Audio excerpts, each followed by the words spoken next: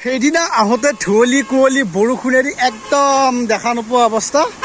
আজি সুন্দৰ চাফা বতৰ ৱেডাৰ, কিন্তু ঝৰ্ণাটোত পানী বাৰু অলপমান কম আছে, কাৰণ কিয় বৰষুণ হ'লেহে ঝৰ্ণাটোত পানী বহুত বেছি হয়। আজি চাওক, কোনো ধৰণৰ পানীৰ মানে যিটো হেৰি নাই, আছে পানী পৰি আছে, পানী আছে, ঝৰ্ণাত পানী আছে, কিন্তু মানে বহুত বেছিটো নাই আৰু। এইটো চাওক, এইটো কিনৰেম ফলছ হয়, এইটো কিনৰেম ফলছ।